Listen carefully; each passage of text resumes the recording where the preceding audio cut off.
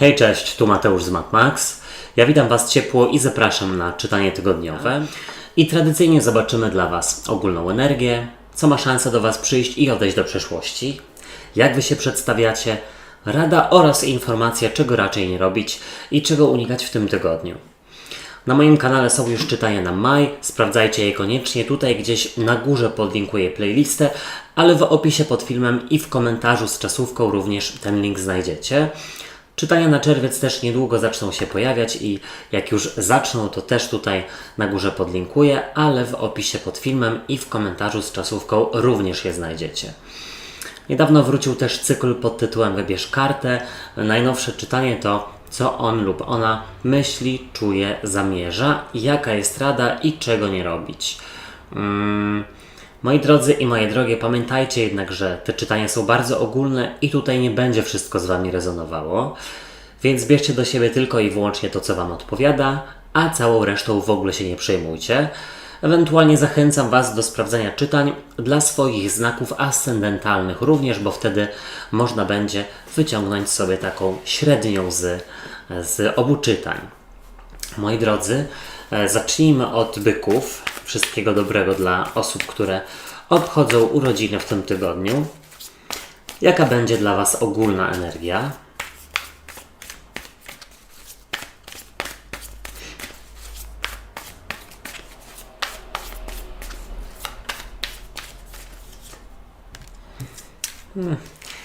Jakieś chyba słodkie lenistwo. Co do Was przychodzi, co się pojawia?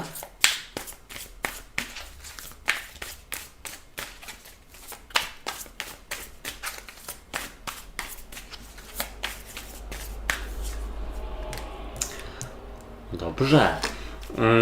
Co odchodzi do przeszłości?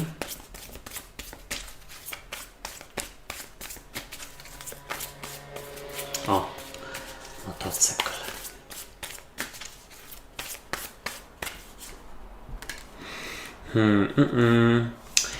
Tak, to lenistwo to jest myślę, że dobre określenie. Być może część z Was jest na urlopie. Ja na przykład jestem, bo mam urodziny w tym tygodniu. Jak Wy się przedstawiacie?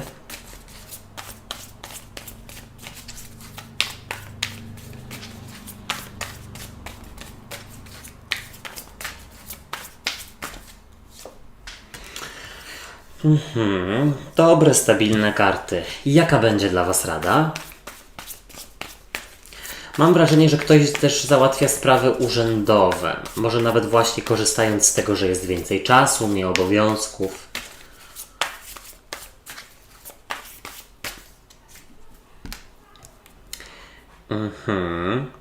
Wyjechać.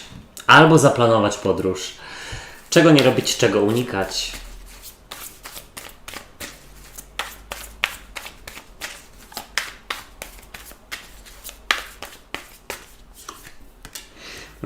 No słuchajcie, bardzo pogodne czytanie. Bardzo też spokojnie, takie myślę, że ukojenie gdzieś tutaj przychodzi, bo jest i karta umiarkowania, i sprawiedliwości, sąd ostateczny, 10 monet, 10 mieczy. Nie jest źle. Słuchajcie, z przełożenia macie kartę umiarkowania, leśną wróżkę i ta karta dosłownie sugeruje ukojenie, spokój. No i gdzieś mam wrażenie kontakt z naturą dla części z Was. No być może rzeczywiście gdzieś tutaj macie labę albo wyjeżdżacie na weekend gdzieś za miasto i ładujecie baterię na łonie natury. Dosłownie. Ta leśna wróżka mogłaby sugerować, że macie gdzieś spokój w głowie, jakiś pokój również, jeśli chodzi o osoby, które ostatnio mogły mieć jakieś zagwozdki, może jakąś trudną sytuację do przemyślenia. Tutaj jest spokojnie, ku spokojnemu. Tak bym zasugerował. Zobaczcie, w ogólnej energii jest dla Was karta 10 mieczy. A 10 mieczy mogłaby mówić z jednej strony o poddaniu się i odpuszczeniu, ale ja bym powiedział, że tutaj dosłownie chodzi o jakieś zamartwianie się, o jakieś problemy, które ostatnio gdzieś tam do Was mogły przyjść. To wiadomo, że nie do wszystkich. 10 mieczy mogłaby też sugerować po prostu tą labę, lenistwo. Zobaczcie, Tutaj jest kobitka, która po prostu, możemy powiedzieć, że odpoczywa sobie pomiędzy mieczami. No gdzieś akurat w tej talii to jest całkiem nieźle pokazane, bo no, ona nie ma wbitych tych mieczy, no, tylko gdzieś sobie leży pomiędzy nimi. Tak bym zasugerował. Spokojny tydzień. Co do Was przychodzi? Zobaczcie, przychodzi 10 monet. Jedna z właściwie moich ulubionych kart w tej talii.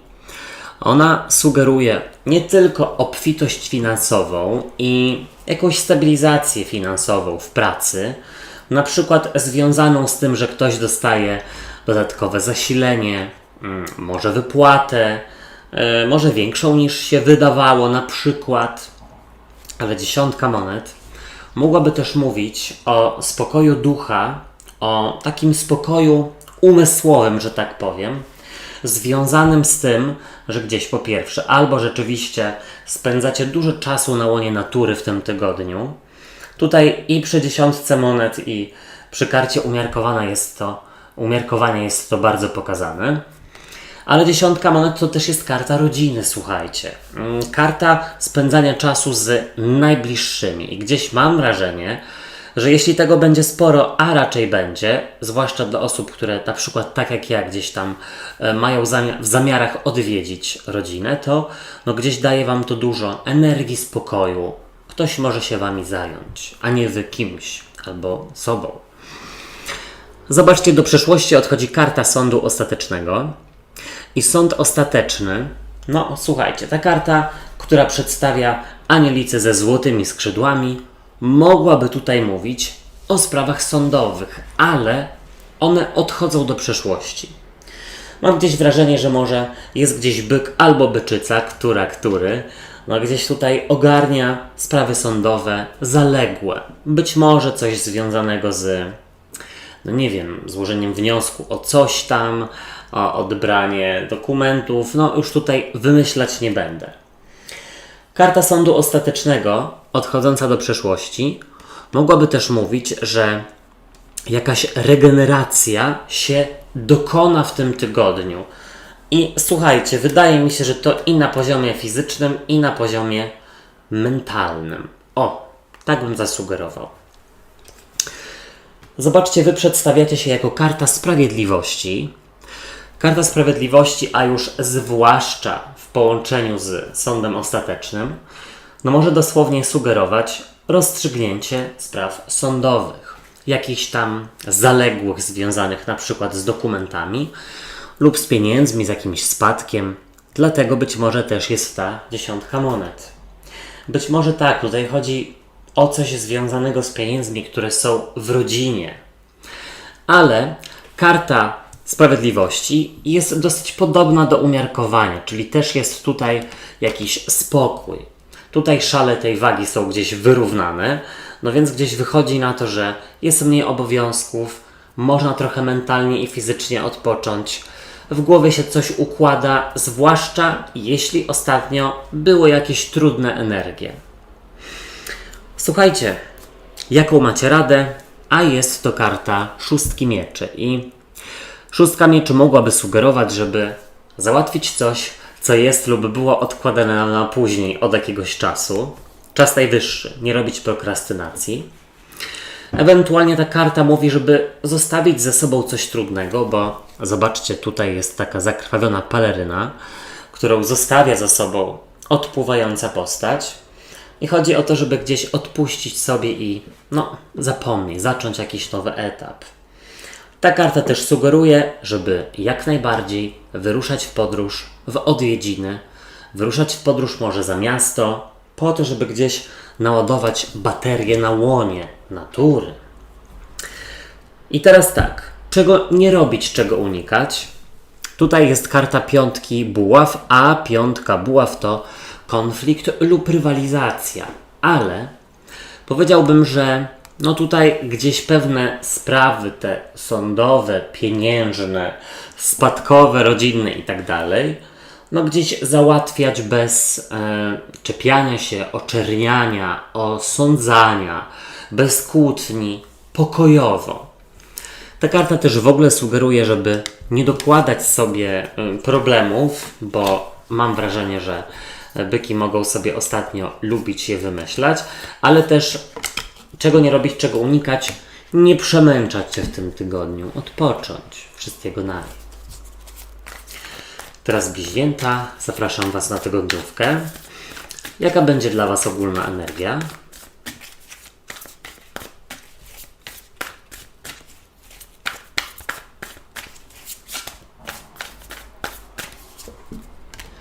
O, ładnie.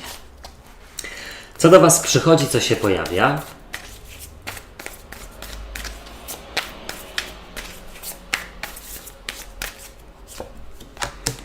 O, jeszcze lepiej. Słuchajcie, no jak na razie mam niezłą rękę do kart na ten tydzień. Co odchodzi do przeszłości?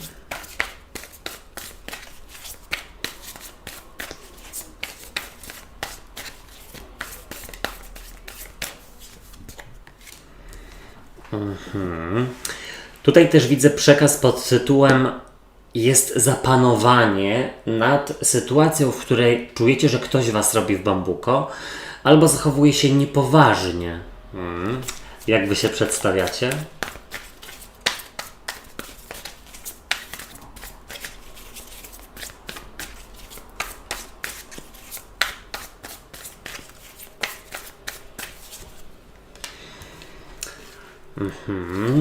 No, dużo pewności siebie, ukierunkowanie, jest jakiś cel obrany i mam wrażenie, że śmiało ku niemu dążycie.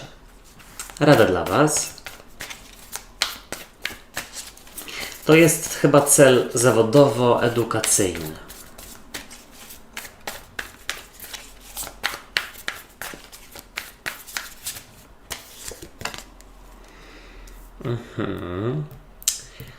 Czego raczej nie robić i czego unikać.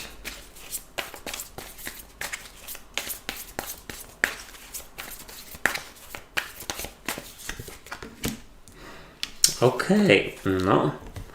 Pojawiło się 3 mocnych mężczyzn, takich silnych. Nie tylko fizycznie, jeśli chodzi o osobowość, charakter. Jest tutaj, słuchajcie, tak. Król monet, kapłan, czyli to też jest właściwie taki król monet prawie i król buław. No, ciekawe, czy ktoś ma taką sytuację. Prawie 3 króli było. Zobaczcie, z przełożenia jest dla Was karta kapłana, papieża, arcybiskupa i ona mogłaby pokazywać byka. Jest to dosłownie karta związana z tym znakiem. Ewentualnie w ogóle z trygonem ognia, z panną lub z koziorożcem również.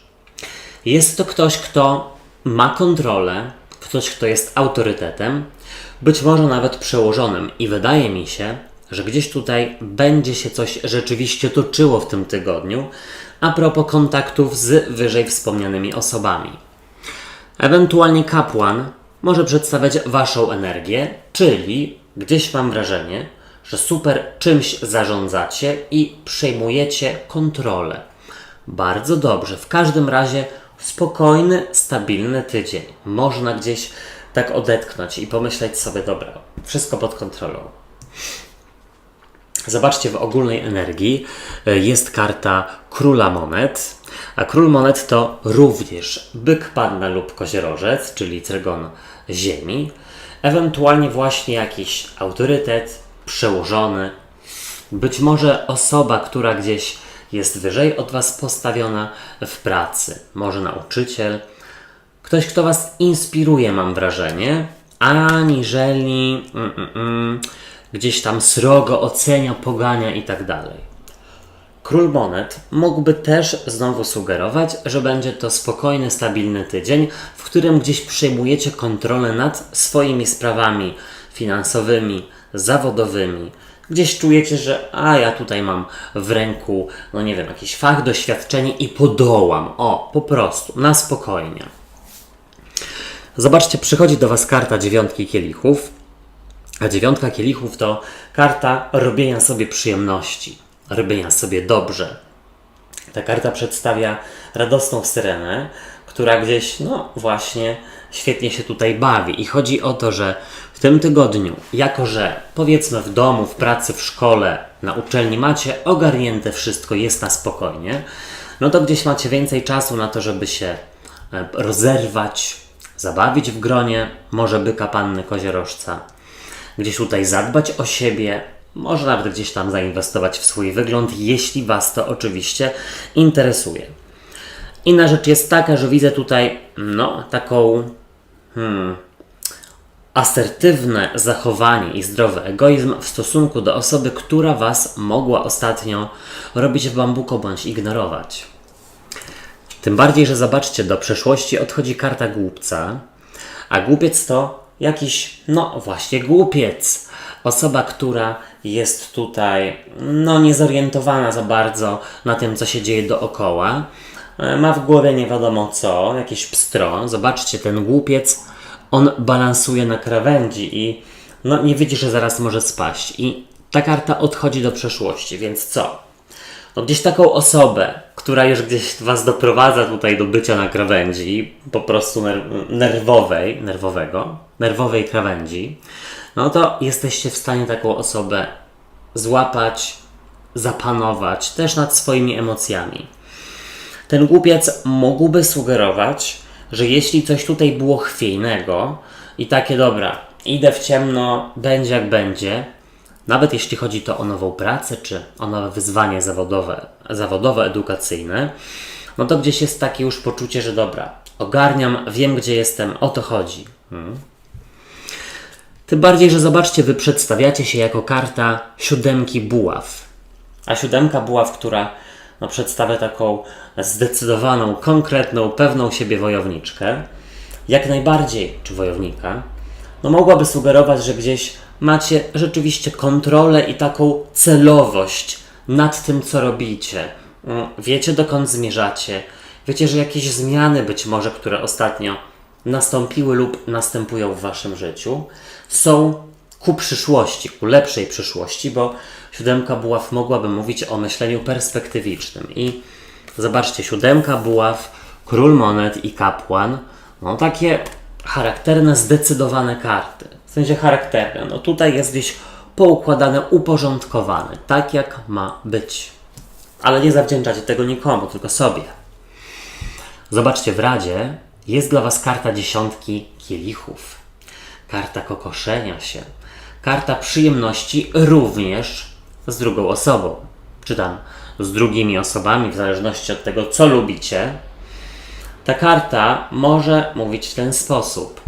Zabierz gdzieś swoją drugą połówkę albo przyjaciela, przyjaciółkę na nieoczekiwaną kolację, wyjście, coś, żeby razem się rozerwać.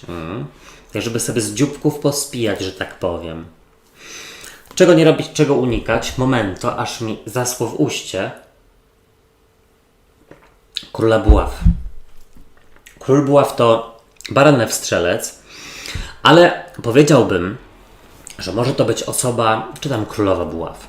Jakaś taka bardzo silna, pewna siebie, troszeczkę egocentryczna, która mogłaby tutaj próbować rządzić i dyrygować. Nie z Wami te numery. Takich osób albo, może nawet nie to, że unikać, tylko sposobem, inteligencją, może nawet żartem gdzieś tutaj, tak wiecie, naokoło. Wszystkiego na nie. Teraz raki i raczyce. Co tam dla Was w nowym tygodniu? Jaka będzie ogólna energia?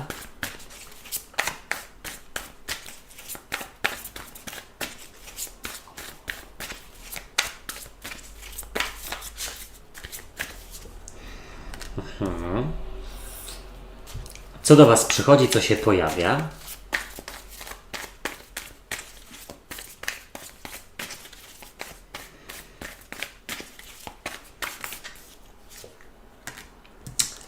Jak na razie macie 2 królowe. Albo króli możecie sobie odwracać. Co odchodzi do przeszłości?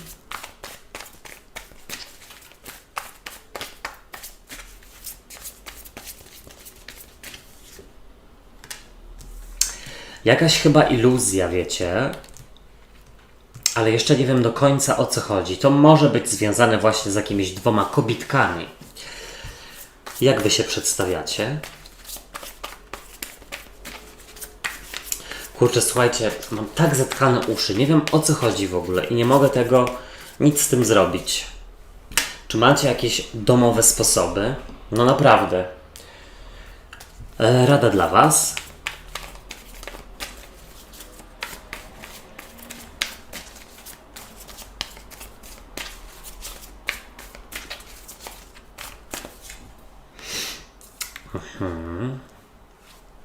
Pojechać gdzieś, coś zrobić, przejąć stery, przejąć kontrolę.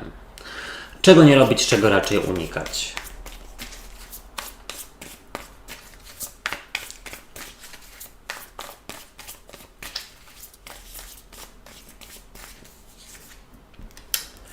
No i słuchajcie, pojawiła się trzecia królowa. Coż tu się dzieje? Zobaczcie. Królowa buław, królowa mieczy i królowa monet. Która Wam się najbardziej podoba? No, ja najbardziej lubię królową monet, szczerze mówiąc. Ze względu na jej, jak to było, tak, na jej znaczenie. Chociaż właściwie wszystkie są spoko.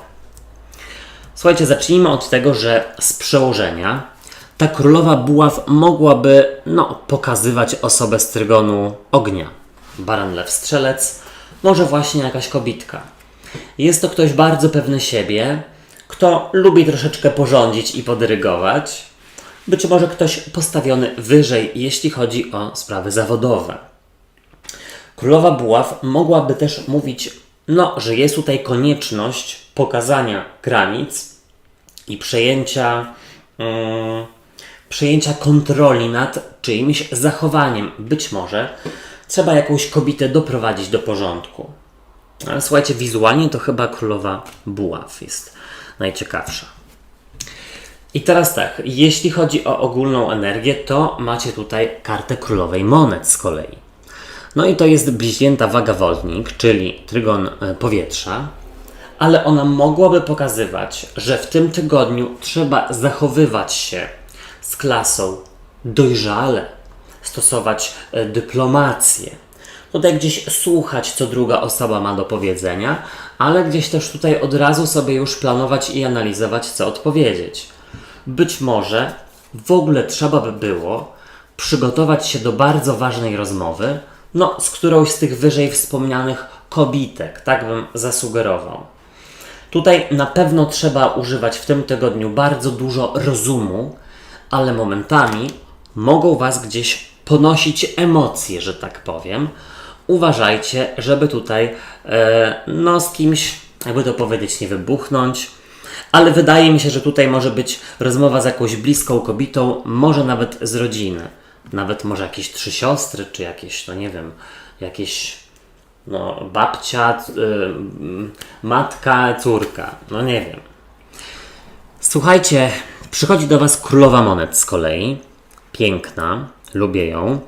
Ale zobaczcie, ona pokazuje tutaj na siebie, jako na skarb. Jest zdrową egoistką. Ona umie obronić właśnie swoje zdanie, zadbać o swoją godność. Tak zadziałać, żeby gdzieś tutaj był wilk syty i owca cała. Tak bym zasugerował. Ta karta mogłaby jak najbardziej pokazywać matkę, bo zobaczcie, królowa monet tutaj ma monetę. Ona jest nazywana małą cesarzową. W ogóle dopiero teraz tak się przyjrzałem, jakie one mają fajne ubrania. Każda jest inaczej ubrana. Słuchajcie, królowa monet mogłaby mówić o tym, że coś finansowego, bądź coś związanego z obroną swojego zdania, godności, terytorium, pieniędzy itd. gdzieś na Waszą korzyść się zadzieje. Wiecie, tu jest królowa mieczy, tutaj też może być to związane z dokumentami, ze spadkiem. Słuchajcie, do przeszłości odchodzi karta gwiazdy, moja ulubiona, ale może to być karta w negatywie iluzji i trzymania Was, może nawet nie niepewności, ale omijania pewnego tematu celowo lub robienia maślanych oczu. To na Was nie działa. Iluzja się kończy bardzo dobrze. Koniec. Zobaczcie, Wy przedstawiacie się jako szóstka mieczy, a szóstka mieczy przedstawia postać, która odpływa i zostawia za sobą zakrwawioną pelerynę. czyli jakąś trudną sytuację, trudną rozmowę, być może nawet jakąś konfrontację, która jest potrzebna w tym tygodniu. Tak samo jak i szczera rozmowa, być może właśnie z tymi trzema królowymi, albo którąś z nich, słuchajcie. No to są i trygon powietrza, i ognia, i ziemi. Ale szóstka mieczy pokazuje Was jako osobę, która umie coś odpuścić, która umie gdzieś doprowadzić sprawę do końca i odetchnąć zaraz po tym. Tutaj bym powiedział, że być może ktoś z Was wyjeżdża, żeby się z kimś dogadać, żeby coś załatwić. To też jest, słuchajcie, w Radzie, dlatego że w Radzie macie rydwan, a z tego co czuję, to rydwan to jest właśnie karta raka. Poprawcie mnie, jeśli nie, ale nie, tak. No, bądźcie sobą, działajcie w zgodzie ze sobą. Natomiast ta karta mogłaby sugerować, żeby przejąć te stery i gdzieś tutaj pokierować rozmową bądź sytuacją. Ogólnie w Radzie jest, żeby gdzieś jechać, żeby przejmować kontrolę, żeby coś załatwiać. Tutaj jest przemieszczanie się lub środki lokomocji. Czego nie robić, czego unikać?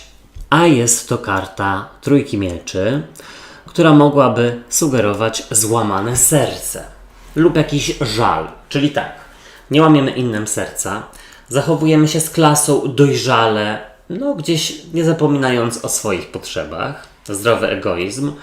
I też tutaj jest informacja, że jeśli jest jakieś niehalo pomiędzy Wami a kimś bliskim, to nie unikać tego, tylko gdzieś to załatwić, przegadać, znaleźć wspólne rozwiązanie. Być może będziecie mediatorami w jakimś sporze rodzinnym, wszystkiego naraz.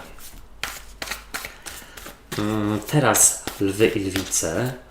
Zapraszam Was na tygodniówkę i jaka będzie dla Was ogólna energia?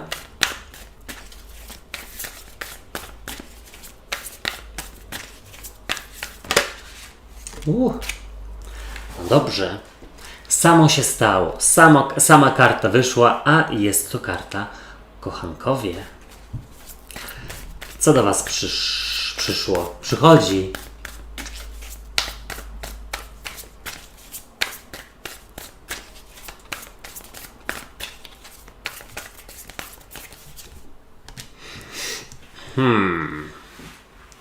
Dziwaczna rzecz.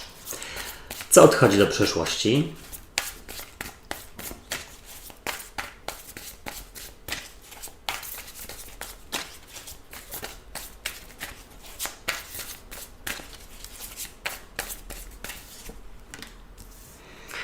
Jeszcze bardziej dziwaczna.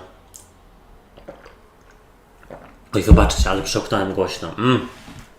Nie dziwaczna, tylko dziwaczniejsza. Czy bardziej dziwaczna. Jak Wy się przedstawiacie?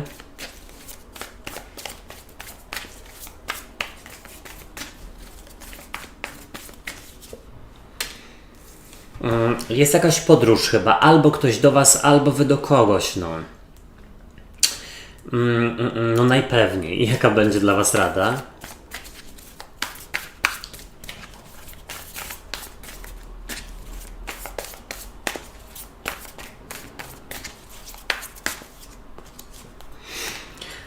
Szóstka kielichów. O co tutaj może chodzić? Coś, żeby O, słuchajcie, już wiem. Być może ktoś będzie chciał wyjaśniać lub chciała pewną trudną sprawę z przeszłości, która być może była zamieciona pod dywan. Może tutaj chodzi o bliźnięta, może o wagę, może o wodnika. Czego raczej nie robić, czego unikać?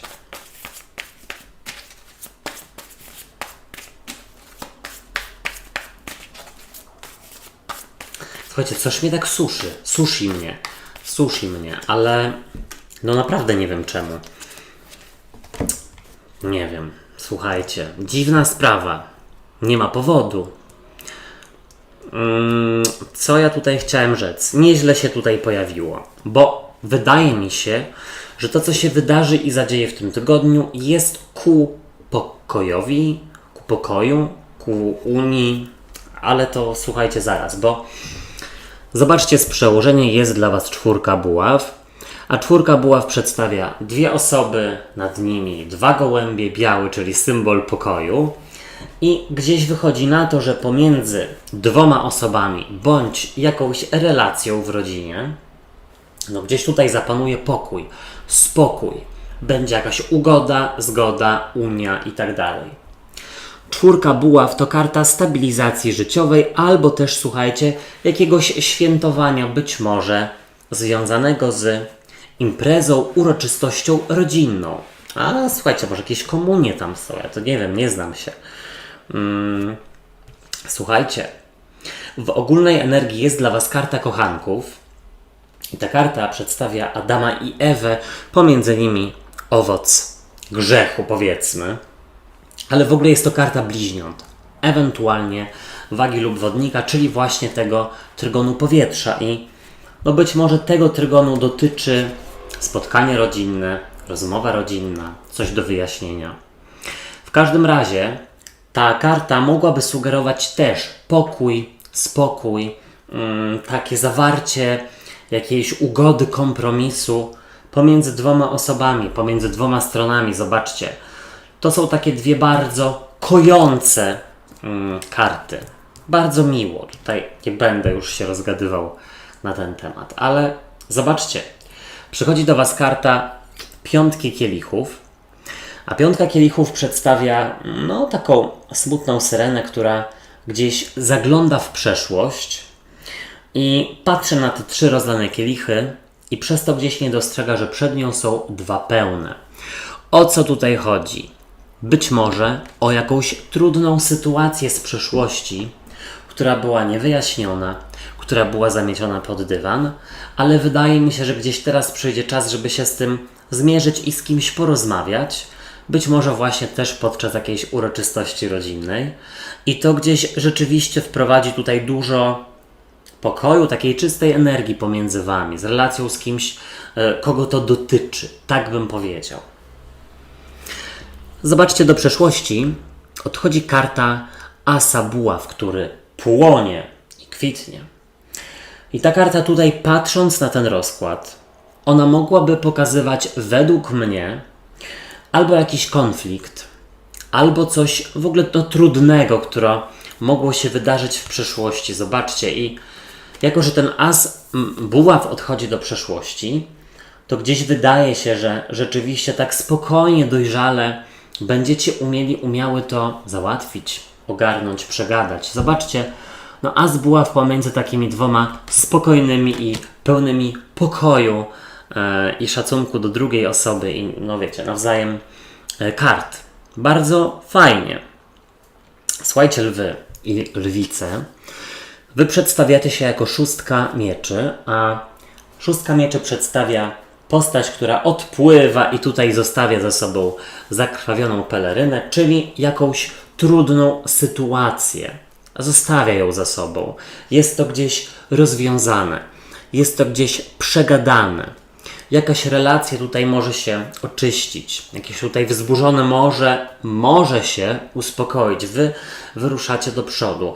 Mam wrażenie, że jakiś ciężar spadnie Wam z serca i naprawdę wydaje mi się, że chodzi to o sytuację rodzinną. A może w ogóle gdzieś tam jedziecie do kogoś na komunię, na przykład Niemcy mam z tą komunią. No i tutaj będzie to spotkanie i rozmowa. Jaka jest dla Was rada? A w radzie jest szóstka kielichów, czyli karta po pierwsze rozmarzenia, nie mydlić komuś oczu, tylko pogadać, albo nie pozwolić sobie, żeby ktoś Wam mydlił oczy. Czemu się w ogóle mówi mydlić oczy? Przecież to bez sensu, od razu szczypie i trzeba je zamknąć. A no właśnie, może dlatego. No dobra, już rozumiem chyba. Czyli, że zamykam oczy, nie widzę, co się dzieje. Słuchajcie, szóstka kielichów też sugeruje, że trzeba zajrzeć w przeszłość, coś na chwilę może odgrzebać, żeby to zrozumieć, przepracować, naprawić, no i zostawić za sobą. Jest to dobry czas na to. Czego nie robić, czego unikać. I zobaczcie, jest to karta dziewiątki monet. No w ogóle słuchajcie, mam nadzieję, że z kimś to będzie rezonowało, bo to jest takie dosyć specyficzne czytanie. Ale dziewiątka monet, zobaczcie, przedstawia tutaj kobietę, która mogłaby sama chcieć zostać z jakimś problemem, z sytuacją, z jakąś informacją. I tego unikać, podzielić się z kimś. Może najprawdopodobniej wydaje Wam się, że pewna sytuacja dotyczy tylko Was, ale gdzieś może komuś innemu też tutaj należą się jakieś słowa, rozmowa, nie wiem, o co tutaj może chodzić. Piszcie. 9 monet sugeruje, że trzeba tutaj posprzątać w swoim ogródku, jakkolwiek to rozumiecie. Wszystkiego dobrego. Teraz panny i pannicze, zapraszam Was na czytanie tygodniowe i jaka będzie dla Was ogólna energia.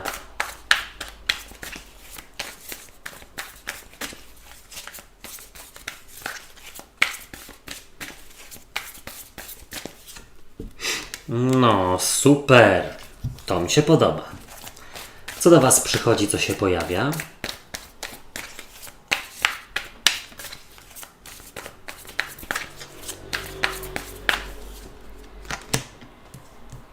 Może słuchajcie, jakieś świętowanie związane z nowym początkiem lub wyjazdem, urlopem. Co odchodzi do przeszłości?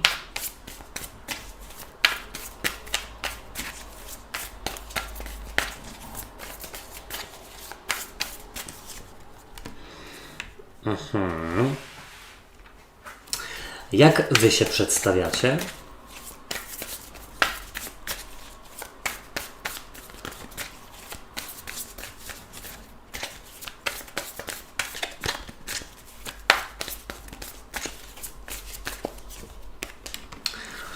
Szybkość, prędkość, szczera rozmowa, być może w ogóle ruszenie sprawy do przodu, co napawa Was optymizmem. Rada dla Was.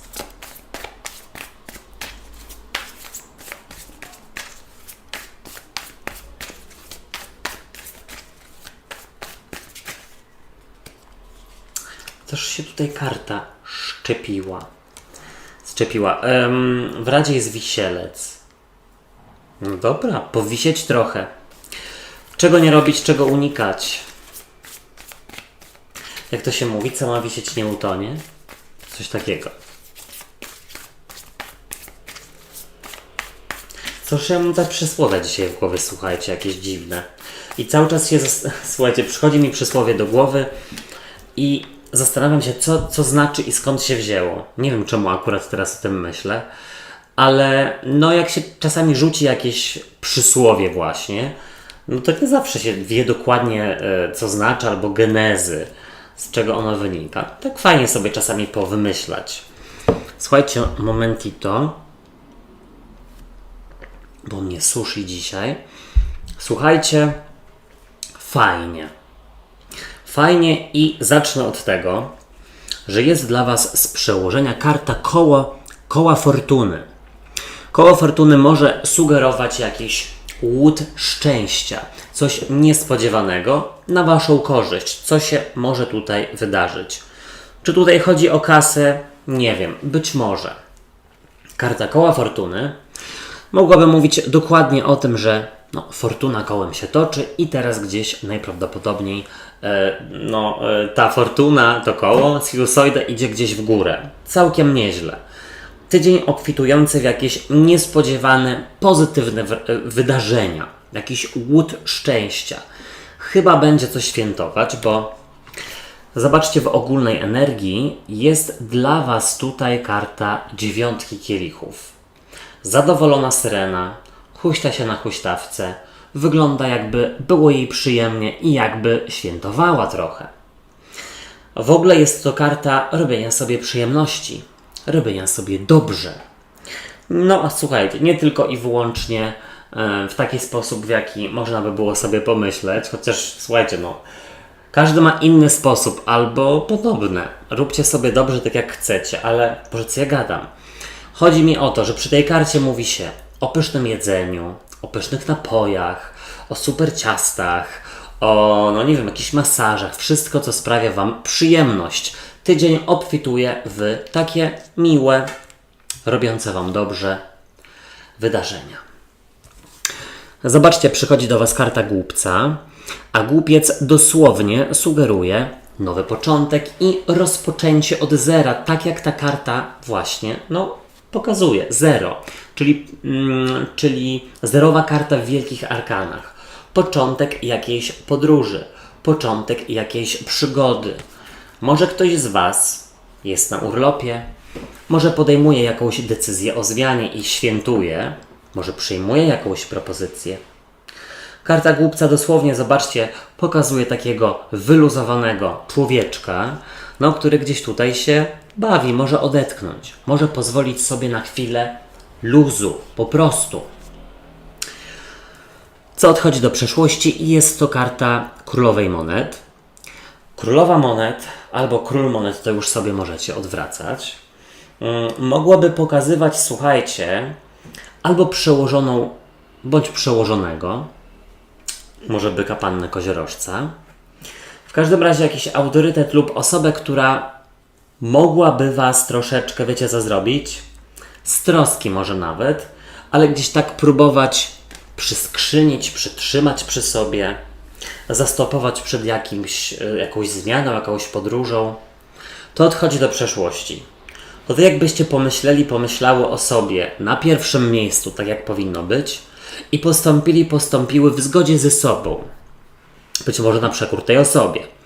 Królowa monet mogłaby sugerować, że trzeba w tym tygodniu mniej się starać o, jakby to powiedzieć, w pracy, w szkole, jeśli chodzi o ogarnianie jakichś może imprez okolicznościowych, to można sobie lekko odpuścić. Po prostu jest spokojniej, mniej wyzwań, a zawodowo ogarniających, edukacyjnych również. Zobaczcie, Wy przedstawiacie się jako karta ósemki buław, a ósemka buław to jest karta związana z komunikacją, z konkretem, ze szczerością, z podejmowaniem szybkich, konkretnych decyzji i wyruszaniem do przodu. Wy tutaj, mam wrażenie, pokazujecie się jako jakaś strzała, może strzała Amora. Ale nie, powiedziałbym, że jest tutaj dosyć sporo werwy i jakieś wiadomości, mam wrażenie, że otrzymujecie, które tutaj potwierdzają tego głupca, dziewiątkę kielichów i kartę koła fortuny. Cóż ja tutaj będę wymyślał? Chyba, mam nadzieję, że wiecie, o co mi chodzi. Gdzie te urlopy spędzacie? Albo gdzie planujecie? Zobaczcie, w Radzie jest karta wisielca i on sobie wisi do góry nogami. I ta karta mogłaby sugerować, żeby zrobić coś innego, aniżeli do tej pory. Być może spojrzeć z innej perspektywy na pewne sprawy. I właśnie wyjść ze strefy komfortu, coś zrobić wbrew jakiejś osobie, ale może też wbrew jakiejś swojej strefie komfortu. Ta karta też sugeruje wisielca, żeby sobie troszeczkę powisieć w tym tygodniu, czyli pozwolić na mniej stresu, więcej odpoczynku, robienia sobie więcej przyjemności i dbania o siebie. Czego nie robić, czego unikać. I jest to karta pazia monet, który mógłby pokazywać studenta lub ucznia, ale też, słuchajcie, po prostu osobę, która jest bardzo w coś zaangażowana i bardzo się stara. Nie chodzi mi o to, żeby się nie starać, tylko po prostu, żeby jakieś ważne przedsięwzięcia odłożyć na następny tydzień, a w tym tygodniu zregenerować się i odpocząć. Po prostu. Paź monet sugeruje też, żeby co? Żeby nie odrzucać czyjejś propozycji. Wszystkiego naj. Teraz wagi. Witam Was na czytaniu tygodniowym i sprawdźmy, jaka będzie dla Was ogólna energia.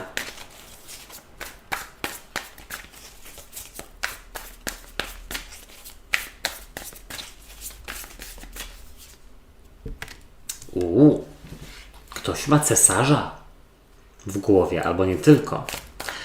Co do Was przychodzi, co się pojawia?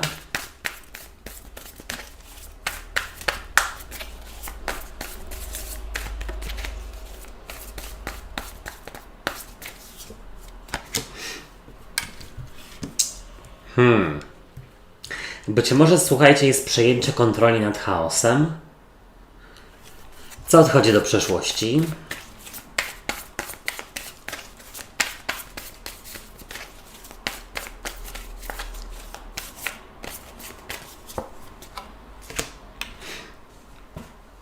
dziwacznie, bardzo dziwacznie.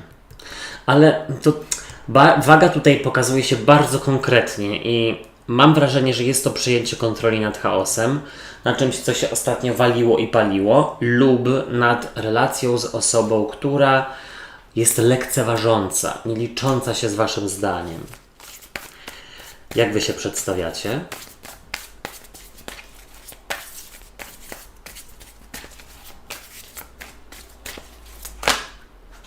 No dobra. A niech będzie. Sama karta chciała wypaść, no i wypadła. Weźmy ją. Jest to król monet. Byk, panna lub koziorożec. A rada dla was?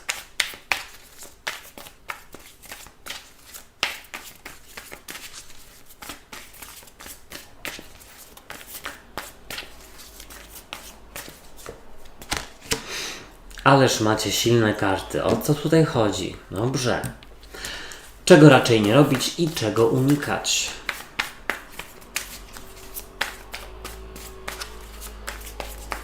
Motocykl? Tak, coś tam było.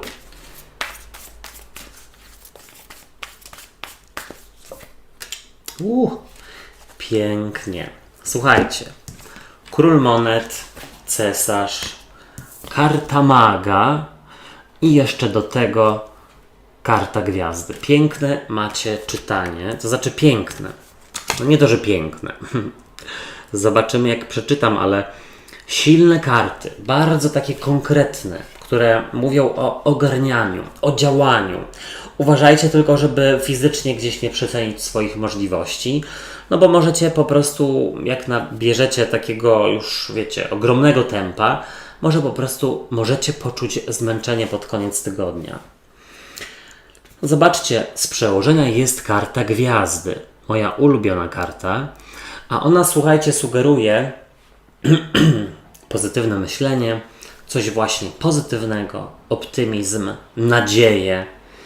Ta karta być może nawet sugeruje spełnianie jakichś marzeń i chodzi mi gdzieś o to, że być może nawet nie dostrzegaliście, nie dostrzegałyście tego do tej pory, ale jak sobie tak usiądziecie i pomyślicie nad jakimiś swoimi pragnieniami z przeszłości, no to gdzieś dojdziecie do wniosku, że ciężką pracą czy determinacją do części z nich już doszłyście. Karta gwiazdy mogłaby sugerować, że no coś tutaj nad wami czuwa, ta gwiazda, wszechświat, Bóg, cokolwiek tam wierzycie. W każdym razie bardzo miła karta, sugeruje jakieś ukojenie duszy u was. Zobaczcie, w ogólnej energii jest dla was karta cesarza, a cesarz rządzi, ogarnia, jest taką konkretną, działającą osobą. Być może, słuchajcie, ostatnio u części z was były jakieś trudne sytuacje życiowe, na przykład w życiu prywatnym, może u kogoś z bliskich. I ten cesarz daje wam ogromną siłę, żeby gdzieś stanąć na wysokości powierzonych wam zadań, gdzieś wymyślonych sobie, postawionych przez was samych zadań.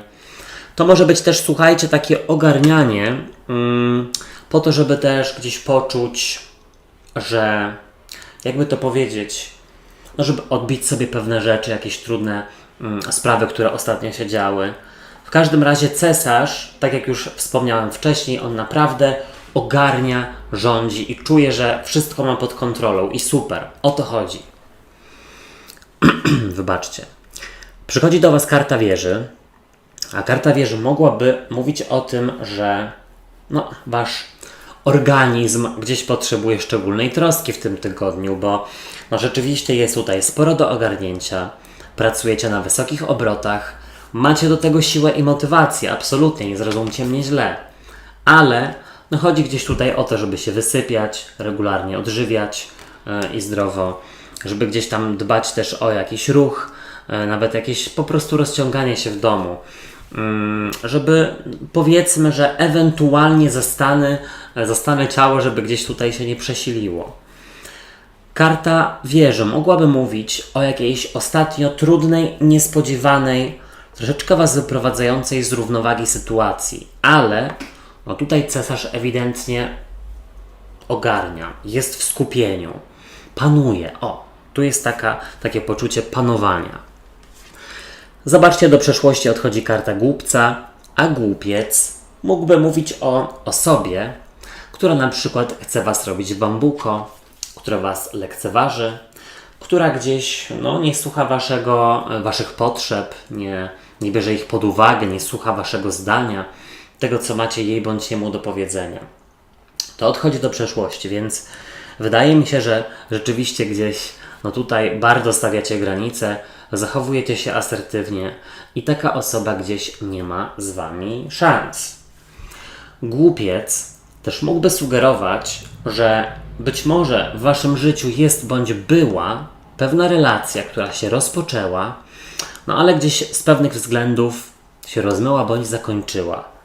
I ja gdzieś mam wrażenie, że może nawet nie to, że ona gdzieś wraca, ale gdzieś zaczynacie patrzeć na tą relację bardziej pozytywnie, być może nawet bardziej przychylnie.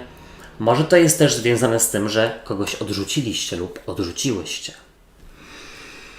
Zobaczcie, wy przedstawiacie się jako karta Króla Monet i Momento.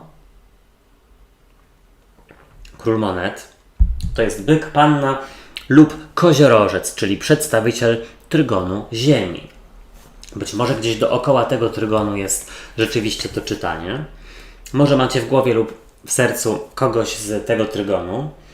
Ale też w ogóle zobaczcie, Król Monet jest takim zdrowym egoistą, który nawet jeśli ostatnio bardzo komuś pomagał, wspierał i czuł się wyeksploatowany, to teraz jako zdrowy egoista, zdrowa egoistka myśli o sobie.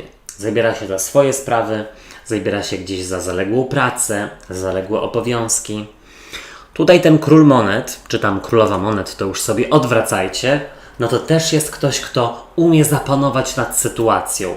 Tutaj może też chodzić o sytuację zawodową. Dzieje się, ale jest to opłacalne. Zobaczcie, w Radzie jest karta maga, karta alchemika, która pokazuje kogoś, kto ma wszystkie narzędzia, aby coś wykonać, zrobić i osiągnąć. Zobaczcie, jakie macie mocne karty. Mag, cesarz oraz Król Monet. W Radzie jest, żeby rzeczywiście nie przeginać, bo to się może odbić na waszym zdrowiu, ale nie musi. Robić sobie przerwy i dbać o siebie. Karta maga też mogłaby sugerować, że w tym tygodniu warto by było zawrzeć nowe znajomości zawodowe, które gdzieś w przyszłości mogą wam pomóc się rozwijać. Może zarobić więcej pieniędzy. Karta maga w Radzie też mówi o tym, żeby nie pozwolić komuś dużo gadać, a mało robić. Czego nie robić, czego unikać. 7 kielichów, która mogłaby być związana z iluzją.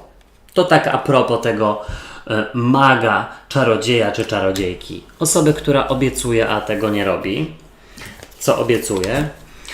Ale też powiedziałbym tak. Po pierwsze, zrobić jakiś dobry plan działania w tym tygodniu, bo ogarniacie, ale zastanówcie się, czy po prostu za dużo nie bierzecie na swoje barki. Być może można gdzieś zrobić mniej, ale gdzieś rzeczywiście odpocząć. 7 kielichów też mogłaby mówić o tym, żeby wybrać i komuś o tym powiedzieć. O co tutaj chodzi? Piszcie mi w komentarzach. A jeszcze jedna rzecz. Unikać używek i pobudzaczy. Nadmiernej ilości kawy, jakichś tam energetyków itd., itd. W tym tygodniu macie wigor naturalny, nie potrzebujecie się wspomagać, bo jeszcze was to rozedrga. Wszystkiego naj. Teraz Skorpiony. Witam was na tygodniówce i sprawdźmy, jaka będzie dla was ogólna energia.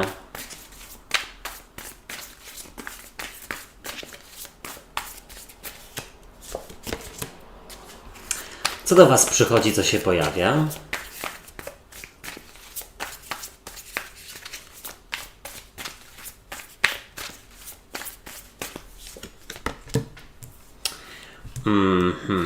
Co odchodzi do przeszłości?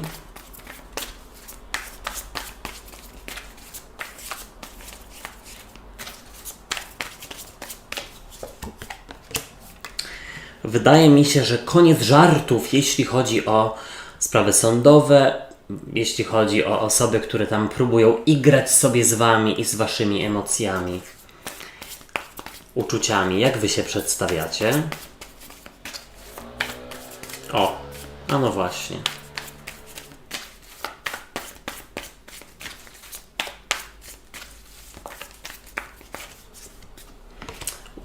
Nieźle.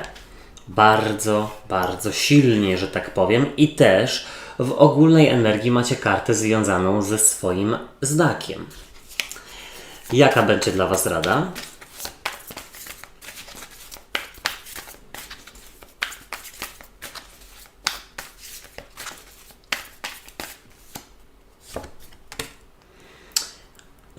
I czego raczej nie robić, co odpuścić, czego unikać?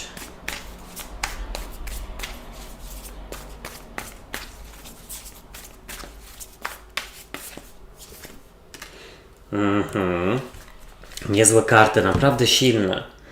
Macie i koło fortuny, i śmierć, i kartę maga. Przy okazji asa mieczy i króla kielichów.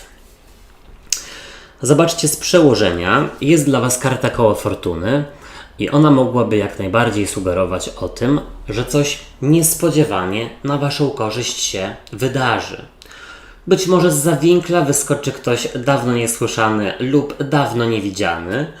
No i gdzieś, słuchajcie, tutaj się zadzieje. W każdym razie koło fortuny mówi o tym, że jakiś niedobry cykl się kończy i zaczyna nowy, pełen przygód i jakiejś pomyślności. I wydaje mi się, że to jest akurat dobrze. Zobaczcie. W ogólnej energii jest dla Was karta króla kielichów albo królowej kielichów. To już możecie sobie odwracać tę energię. W każdym razie jest to ktoś z trygonu wody. Rak, skorpion, ryby, więc w ogólnej energii macie swoją energię fantastycznie. Czujecie się w tym tygodniu jak ryba w wodzie. Jeśli chodzi o króla kielichów, to też może być osoba, z którą dużo Was łączy uczuciowo. Może to też być ktoś z rodziny, ktoś Wam bardzo bliski, typu ojciec, matka, brat, siostra. Też bardziej ktoś starszy, bym powiedział. I a propos tej osoby mogą być rzeczywiście, może być ten łód szczęścia w postaci koła fortuny. Ważna rozmowa, też mam wrażenie, że może Was czekać. Taka na zasadzie, że wpadniecie na siebie przez przypadek, może nawet podczas jakiejś uroczystości rodzinnej, i bardzo dobrze, bo gdzieś tutaj, zobaczcie, przychodzi do Was karta asa mieczy, a as mieczy to jest taka czystość, klarowność, jasność umysłu, to jest umiejętność oddzielenia emocji od faktów, w ogóle myśli od faktów. As mieczy sugeruje początek nowej, szczerej, odbudowującej komunikacji i umiejętność zostawienia za sobą, odcięcia się od czegoś trudnego, więc tak jak sugerowałem, gdzieś tutaj możecie sobie coś wyjaśnić z kimś dawno niewidzianym, niesłyszanym, bądź osobą, która jest bliska może też Waszemu sercu. Słuchajcie, as mieczy to też mogą być sprawy sądowe. Zobaczcie tutaj, do przeszłości odchodzi karta dziewiątki kielichów. I ta karta mogłaby sugerować, że właśnie to, o czym mówię, może się zadziać na jakimś spotkaniu towarzyskim, może podczas świętowania rodzinnego nawet, jakieś komunie czy coś tam, śluby, zaręczyny, chrzciny i tak dalej. Ale dziewiątka kielichów, tutaj w negatywie, mogłaby pokazywać kogoś, kto chowa się, przyodziewa jakąś maskę, udaje, lekceważy też Wasze potrzeby lub uczucia i to odchodzi do przeszłości, więc tutaj gdzieś koniec robienia w bambuko, po prostu. Tym bardziej, że zobaczcie, Wy przedstawiacie się jako karta maga czy tam alchemika. Jest to ktoś, kto jest bardzo taki zdecydowany, szczery, konkretny. Jest to osoba, która wie, co robi, która ma też moc oddziaływania, więc gdzieś na innych, więc mam wrażenie, że jesteście w stanie też tak jakby postawić do pionu jakąś, bądź jakieś osoby, które są skonfliktowane między sobą, może z Wami. Karta maga ewidentnie mówi, że jesteście ogromną inspiracją dla innych. Jak rozmawiać, jak załatwiać pewne sprawy, jak prowadzić swoje życie. Być może ktoś z rodziny będzie oczekiwał waszego wsparcia w tym tygodniu. A mag ewidentnie pokazuje też, że możecie mieć do czynienia z osobą, która czaruje, czyli dużo gada, mało robi i to wam się co? Nie podoba. Zobaczcie, w Radzie jest dla was karta 4 mieczy, a 4 mieczy mogłaby mówić o zaleczeniu, wyleczeniu, o regeneracji i powiedziałbym tak, spokojnie, ale ogarnąć jakąś rozmowę z osobą, z którą nie jest wam po drodze ostatnio. Ta karta mogłaby sugerować, żeby coś wybaczyć, odpuścić, podarować, ale musi to być okupione ważną, szczerą rozmową. 4 mieczy też mówi o tym, żeby w tym tygodniu odpocząć i zadbać o swoje ciało. Jakkolwiek, słuchajcie, to rozumiecie. Czy poprzez masaże, czy sport, fitness, cokolwiek. Ale powiedziałbym, że tutaj nie widzę żadnych spraw związanych z pracą, z jakimś ciężkim wysiłkiem. Wręcz przeciwnie, jesteście w swojej energii, dużo energii witalnej, poczucie takiej mocy sprawczej. W Radzie jest też, żeby po prostu odpuścić komuś lub odpocząć. Czego nie robić, czego unikać? Karta śmierci. I karta śmierci w ogóle przedstawia wasz znak, czyli Skorpiona. Powiedziałbym tak, żeby nie unosić się gdzieś tutaj pychą, honorem, ego tutaj gdzieś schować do kieszeni. Tutaj ta karta mogłaby sugerować transformację, więc pozwolić jakiejś relacji się transformować. Być może rzeczywiście po wyjaśnieniu sobie pewnych rzeczy z kimś z rodziny, gdzieś wasze kontakty się poprawią, wszystkiego naj. Teraz strzelce i strzelczynie. Jaka będzie dla was ogólna energia na ten tydzień? Albo łucznicy i łuczniczki.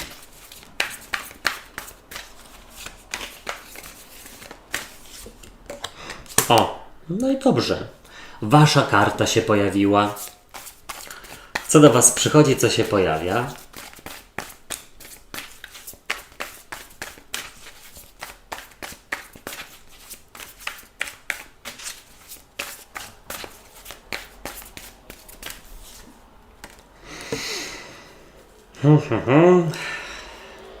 Szukanie dziury w całym. Co odchodzi do przeszłości?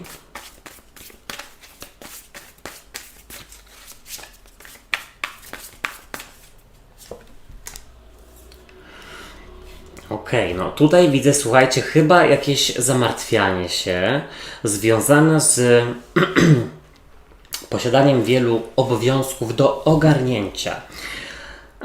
Ewentualnie z jakimiś wymaganiami, które bardzo na siebie gdzieś nakładacie. Jak wy się przedstawiacie? Właśnie.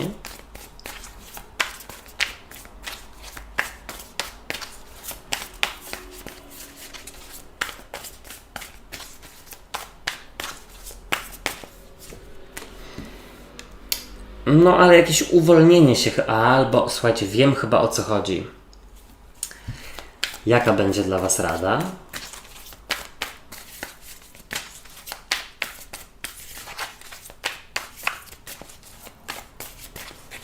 A może jest jakiś na przykład spór rodzinny o datę chrzcin, o imię, o komunię, coś takiego mi się skojarzyło. Nie wiem czemu. Piszcie, jeżeli to rezonuje.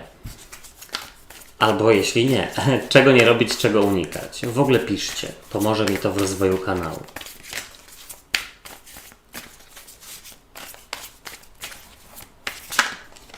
Okej. No dobra.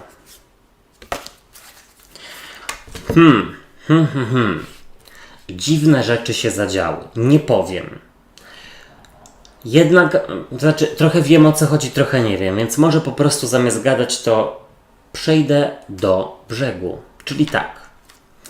Z przełożenia macie kartę 6 monet, czyli równowagę w braniu i dawaniu. Ta karta mogłaby sugerować, że coś otrzymacie, coś będzie wam podarowane. Może to jest związane z konkretną propozycją a propos pracy, a propos inwestycji finansowych. Też w ogóle mi się wydaje, że jakieś dwie strony gdzieś tutaj się rozliczają albo tak jakby może rywalizują ze sobą o jakiś termin, zainwestowanie w coś pieniędzy, być może w jakąś uroczystość rodzinną. Tak bym powiedział. Tutaj zobaczcie, w ogólnej energii macie cudownego rycerza buław na nosorożcu, który mógłby właśnie sugerować wasz znak, czyli strzelca, albo w ogóle cały trygon, czyli też barana i lwa, trygon ognia. Więc gdzieś całkiem nieźle, bo z jednej strony ta karta pokazuje pewien chaos i taką osobę waleczną, która gdzieś tutaj może czasami za bardzo pod wpływem emocji, gdzieś tutaj reagować za bardzo wybuchowo. Jest to ktoś w gorącej wodzie kąpany, ktoś, kto nie przepuści. Ale wy się umiecie odnaleźć w tej energii, bo gdzieś jest to ogień. Całkiem nieźle. Umiecie odnaleźć się w chaosie, a chaosu może być dużo w tym tygodniu. Dużo do ogarnięcia i jakiejś walki, słuchajcie. Ale walki nie z kimś, tylko o kogoś, o coś. Tak bym zasugerował. Czy o honor, o pieniądze, o pracę, coś takiego. I teraz zobaczcie, i po co takie rzeczy? Przychodzi do was 9 mieczy. A 9 mieczy to jakieś takie zamartwianie się. Ola Boga, nie wyjdzie, nie dam rady. Nie mogę spać, bo się stresuję, bo mam dużo na głowie, bo sobie gdzieś na przykład tyle obowiązków dopitalam i nie chcę się z nikim podzielić. To może być bardzo taki przekaz odpowiedni dla jakiegoś control freaka. Jakiejś osoby, która lubi mieć wszystko pod kontrolą. I teraz wam zdradzę pewien sekret. Wszystkiego nie da się mieć pod kontrolą. Ale tutaj powiedziałbym tak. Jeśli jest jakiś autosabotaż z waszej głowy i chomik w głowie gdzieś tutaj się kotłuje, to powiedziałbym, że jest to gdzieś wymyślanie, bo gdzieś sytuacja nie jest tak trudna, jak wam się wydaje. Może to być, słuchajcie, związane, według mnie, również z nową pracą, z nowym etapem jakimś życiowym. Tutaj zobaczcie, do przeszłości odchodzi karta koła fortuny. Jest to karta związana z albo łutem szczęścia, albo po prostu z odwróceniem gdzieś losu, odwróceniem sytuacji. Pójście sinusoidy w inną stronę, aniżeli wam by się wydawało. Właśnie, bo ta karta odchodzi do przeszłości. To tak jak coś by ostatnio się nie udało, ale teraz zauważacie, że odłożenie tego w czasie albo zmiana torów gdzieś jest opłacalna. Też coś uzyskacie. Ta karta może też w ogóle sugerować, że co? Że jakaś zmiana się dokona. Ale tutaj zamotałem. Mam nadzieję, że z kimś to rezonuje. W razie czego sprawdzajcie czytania dla swoich znaków ascendentalnych. Jak wy się przedstawiacie? A jest to karta głupca. I głupiec to karta rozpoczynania od zera. To etap zerowy, bo jest to zerowa karta w wielkich arkanach. I właśnie słuchajcie, dużo stresu, może troszeczkę szukania dziury w całym, ale też dużo do ogarnięcia jest przed podróżą, wyjazdem, przed jakimiś chrzcinami, może przed komunią, może przed rozpoczęciem nowej pracy, nowego etapu w życiu. Tak bym powiedział. Głupiec może też sugerować, że zaraz gdzieś będzie uwolnienie od stresu, od zamartwiania się, bo poczujecie, że już wszystko to, co się dało, już zrobiłyście, już teraz można odetchnąć albo wystartować.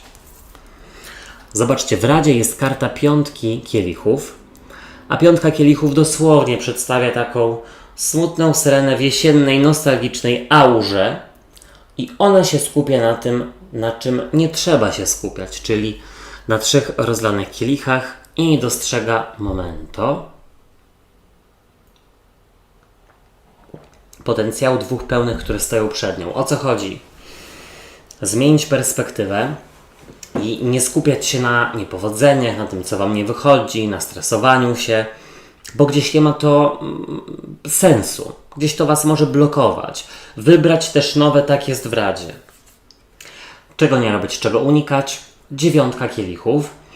No jest to karta robienia sobie dobrze. I teraz tak, po pierwsze, nie zapominać o przyjemnościach, żeby nie żyć tylko pracą, obowiązkami bądź jakąś walką.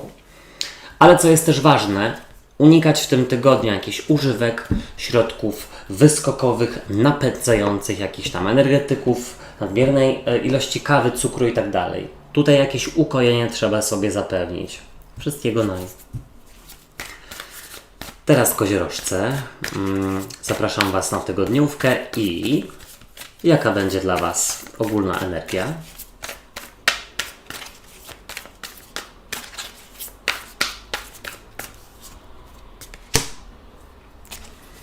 Co do Was przychodzi, co się pojawia?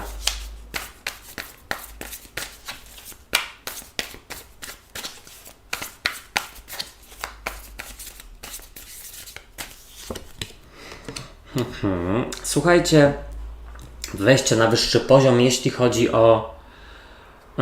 chodzi o jakieś sprawy rządowe, chciałem powiedzieć. Może urzędowe albo związane z sądem, rozliczeniami, może z jakąś zimną, niedostępną osobą. Co odchodzi do przyszłości?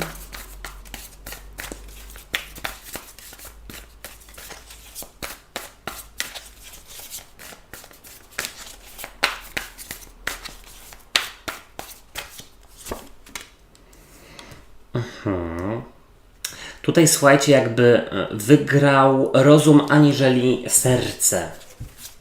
I jak Wy się przedstawiacie?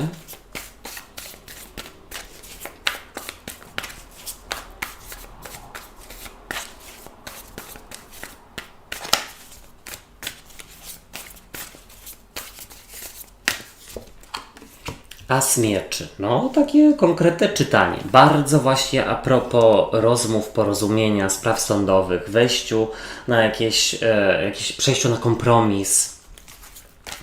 Jaka będzie dla Was rada?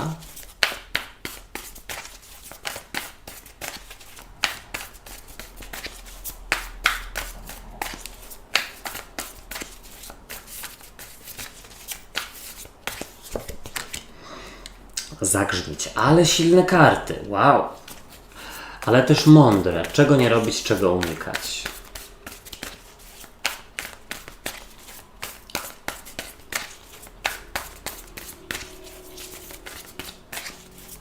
Tutaj też widzę, słuchajcie, takie wycofanie się, dystans ku, słuchajcie, swojemu dobru. Tak bym powiedział.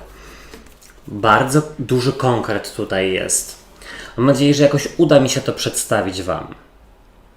Zacznijmy od tego, tak w miarę przystępnie, że z przełożenia jest 7 buław.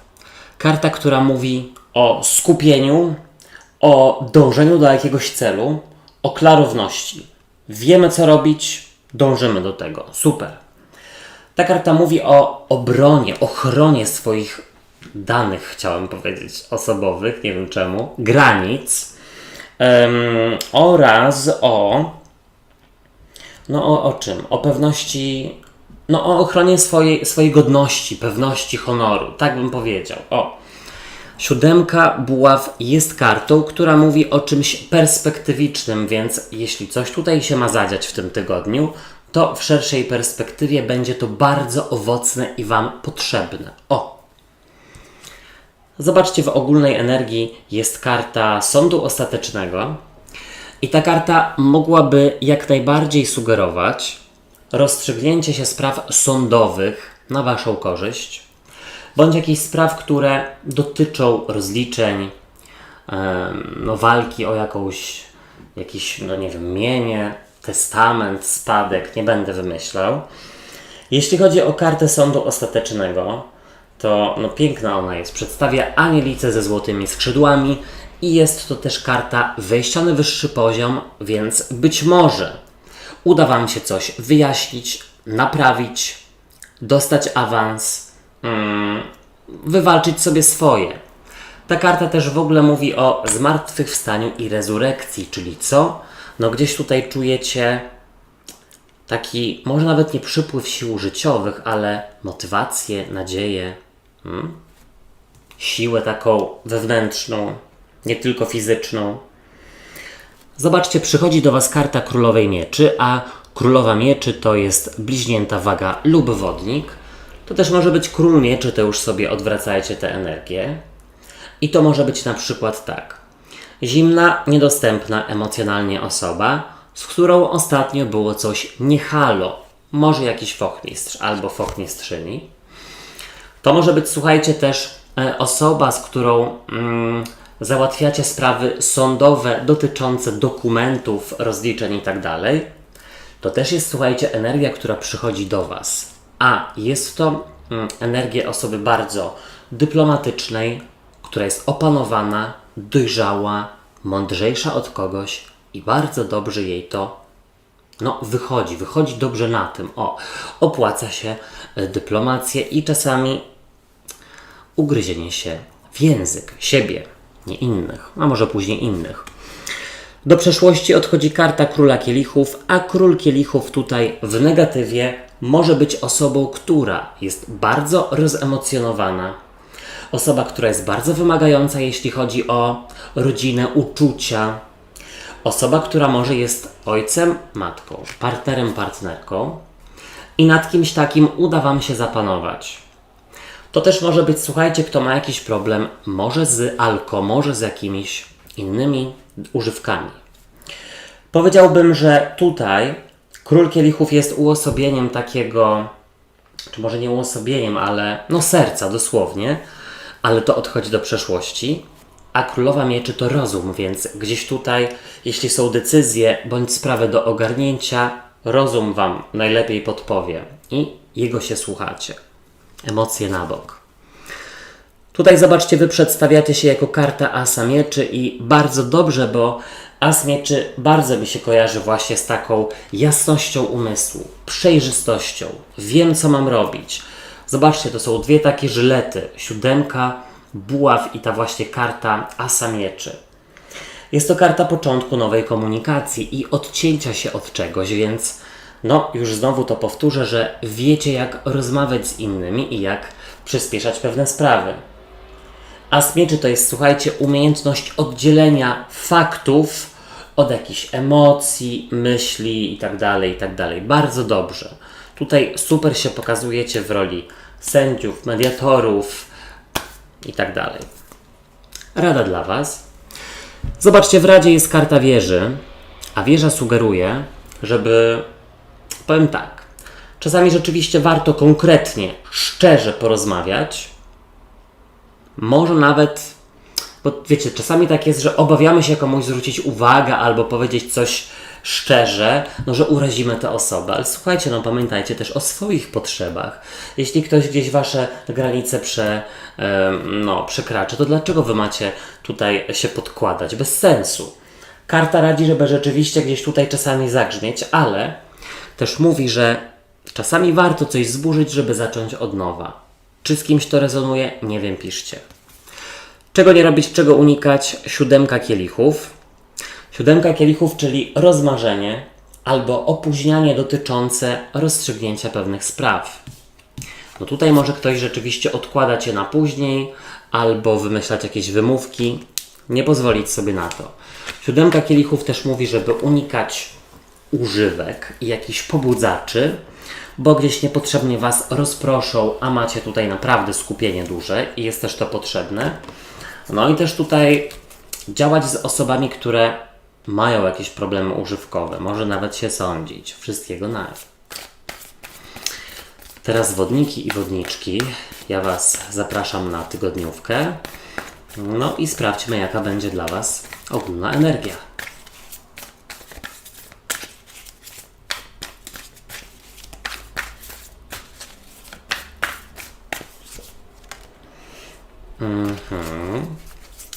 Co do Was przychodzi, co się pojawia?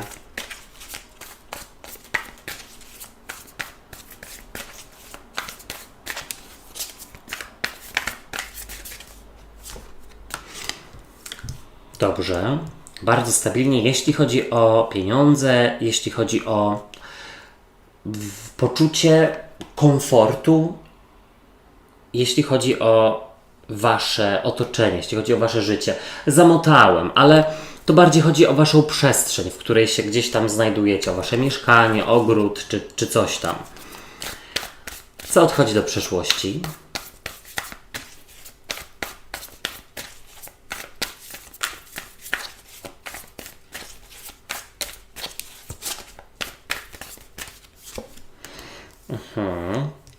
Poczucie, że trzeba dużo kontrolować, ogarniać i stresować się. Jakieś jest odpuszczenie. I jak wy się przedstawiacie?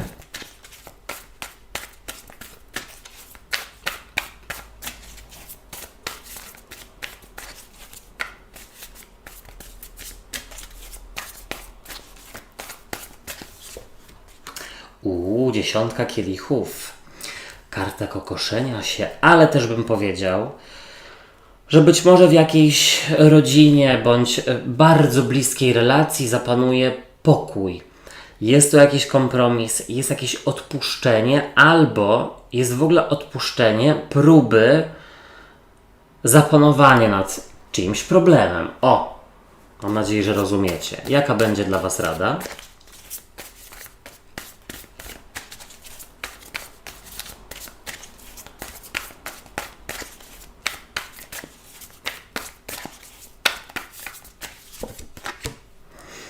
Karta siły i mocy. Czego raczej nie robić, czego unikać.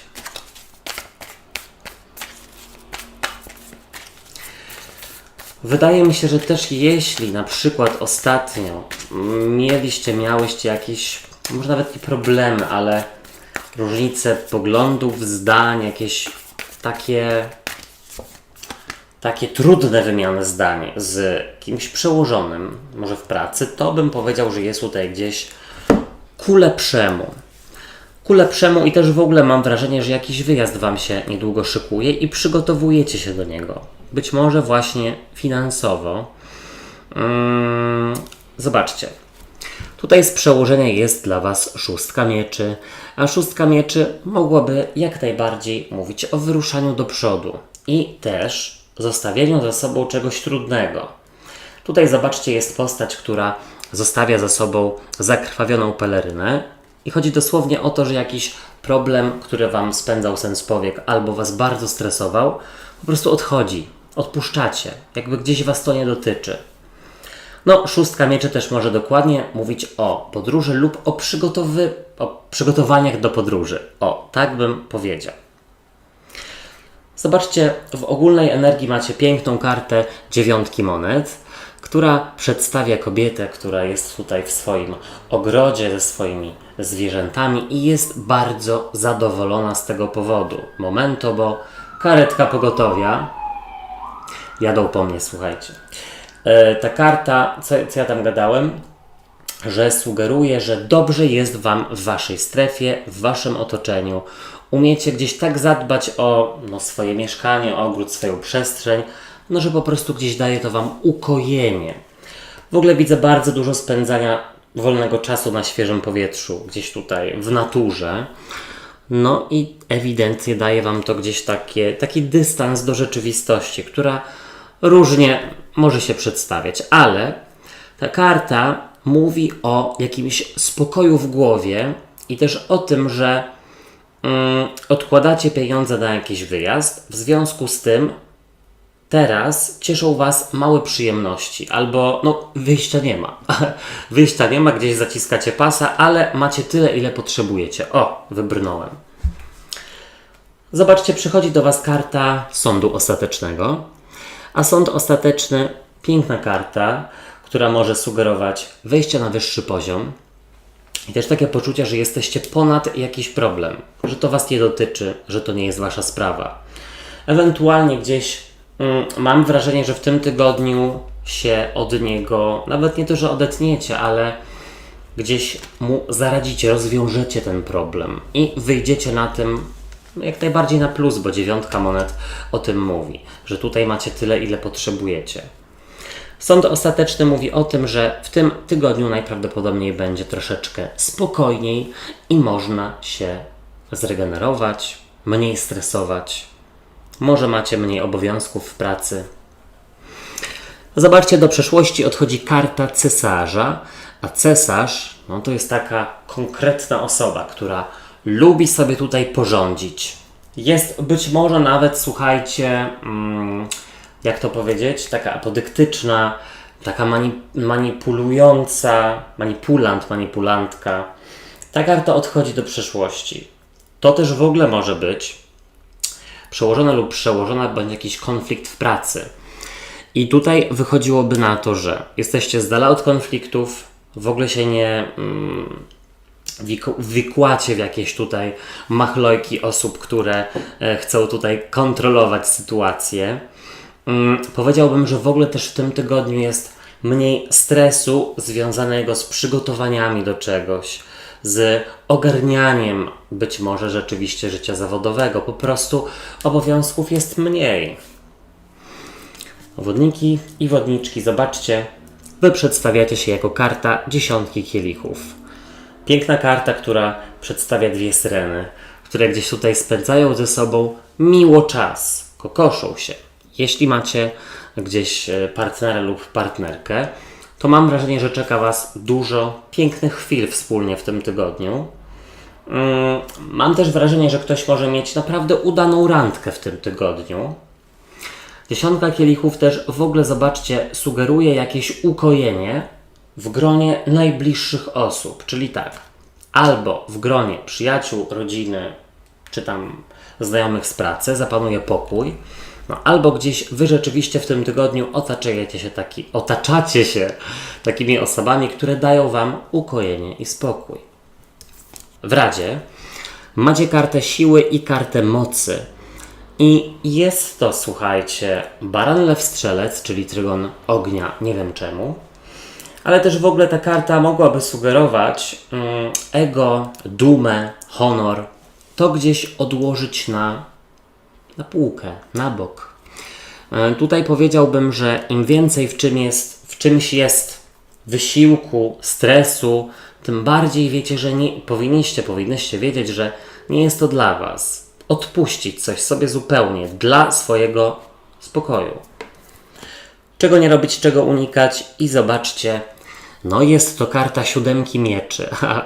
Siódemka mieczy to jest właśnie oszust. Osoba, która chciałaby coś tutaj uszczknąć wam, ugrać, uzyskać. Takiej osoby unikać. Osoby, która czujecie, że manipuluje. Osoby, która chciałaby gdzieś waszym kosztem się wzbogacić lub nawet, słuchajcie, jakby to powiedzieć, jakby ktoś chciał od was, oczekiwała od was pomocy, i teoretycznie na przykład ta pomoc się tej osobie, należy, bo wisicie tej osobie jakąś przysługę, albo jest to ktoś wam bliski. Nie robić tego, przynajmniej nie teraz. Siódemka mieczy, unikać osób, które chcą stosować jakieś machlojki. Macie intuicję. Wszystkiego dobrego. Teraz ryby. Witam was na czytaniu tygodniowym i jaka będzie dla was ogólna energia?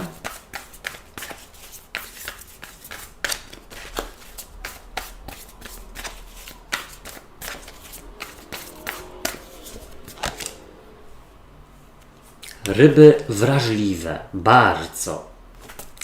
Co do was przychodzi, co się pojawia?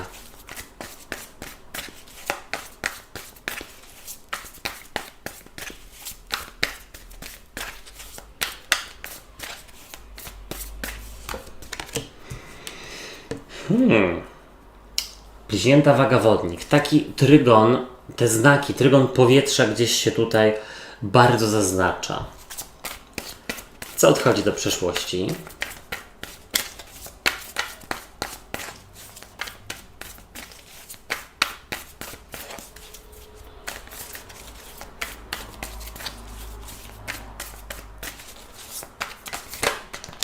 Okej. No dobra, momento, słuchajcie. Człowiek nie wielbłąd. Jak wy się przedstawiacie?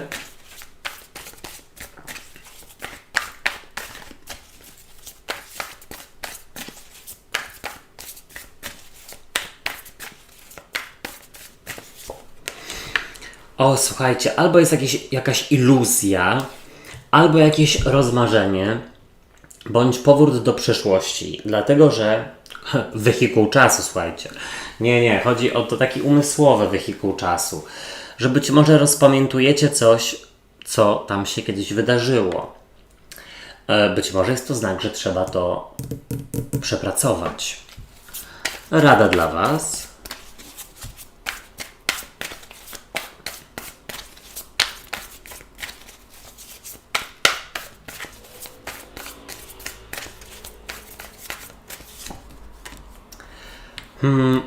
Porozmawiać z jakąś kobitką, może z matką, może z siostrą, a może z ojcem lub bratem. Czego nie robić, czego raczej unikać. Ależ macie czytanie, rybencje.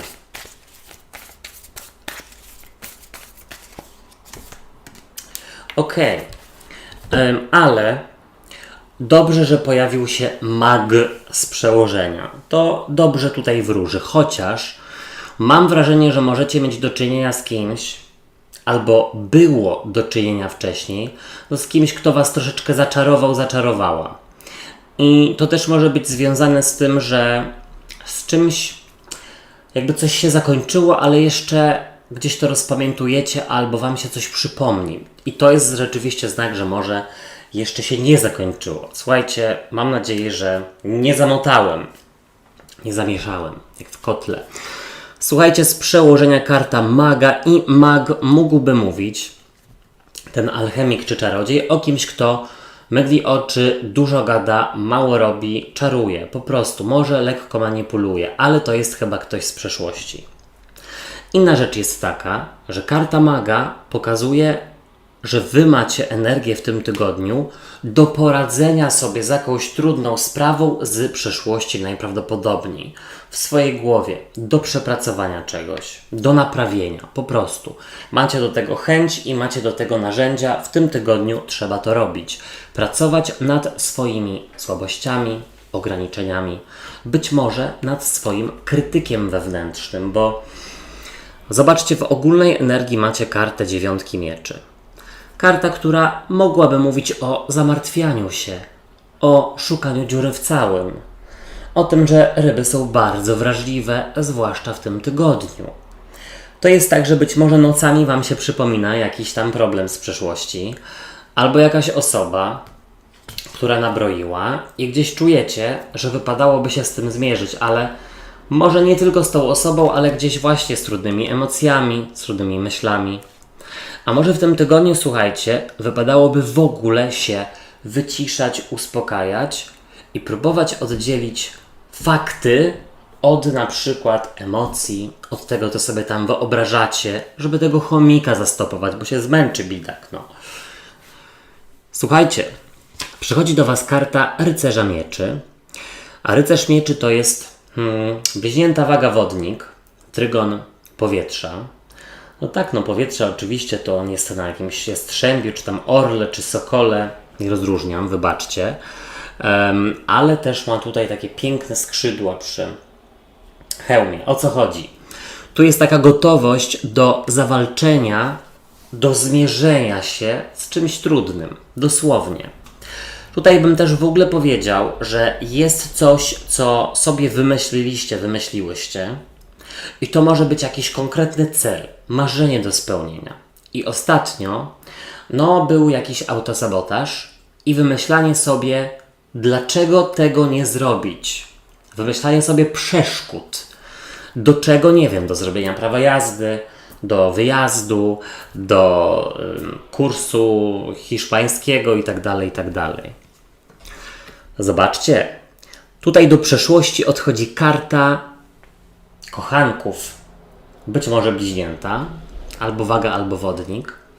Na tej zasadzie, że gdzieś zapanujecie nad relacją bądź myślami a propos wyżej wymienionych osób, trygonu powietrza.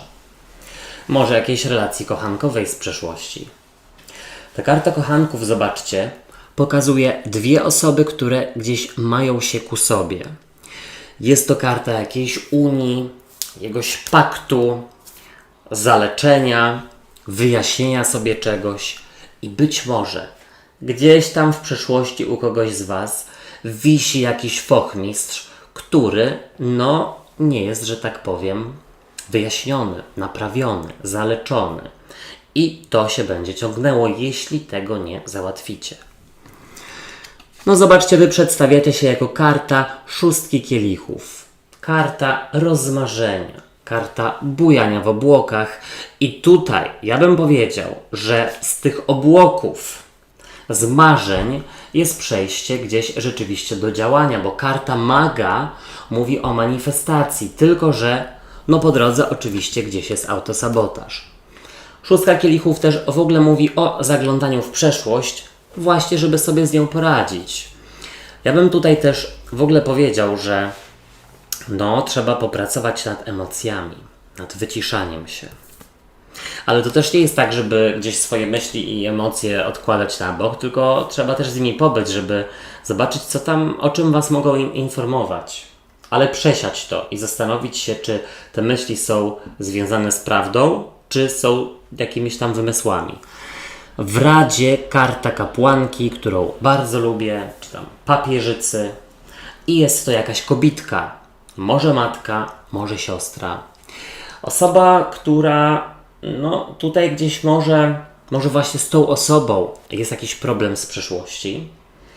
Ale słuchajcie, kapłanka w ogóle wie, czego chce, jest bardzo mądra, ma ogromną wiedzę na swój temat, wie, czego nie chce.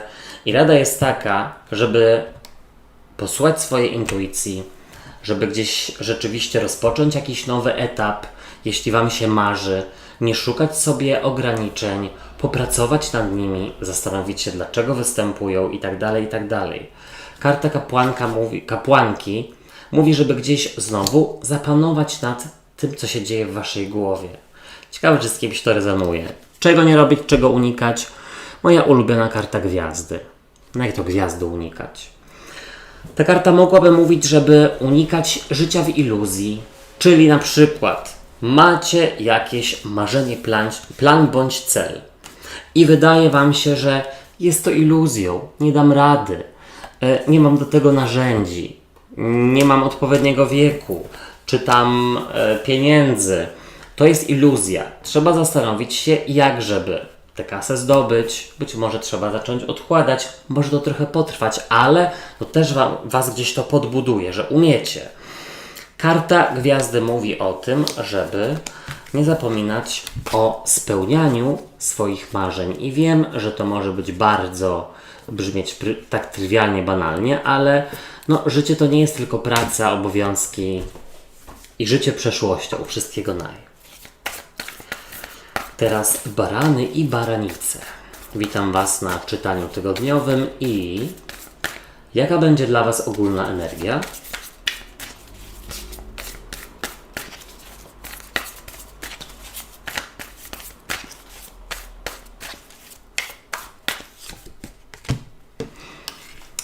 Co do Was przychodzi, co się pojawia?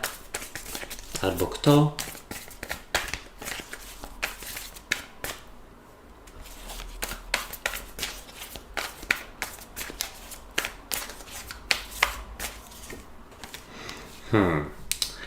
Nowy początek nowej komunikacji, jeśli chodzi o pieniądze, jeśli chodzi o biznesy, nieruchomości. Co odchodzi do przeszłości, żeby tak się zrymowało trochę.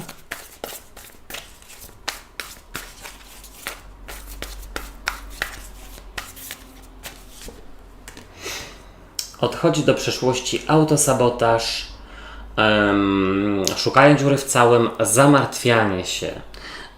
W głowie jest spokojnie. Nie ma jakichś nerwów, też mam wrażenie. Jak Wy się przedstawiacie?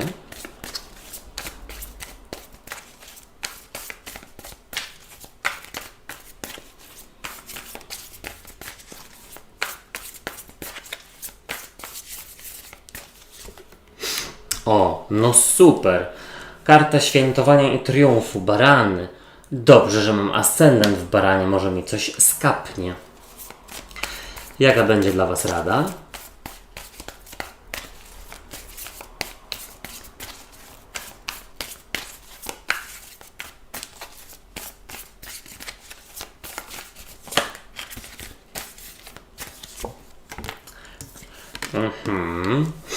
Powiem tak.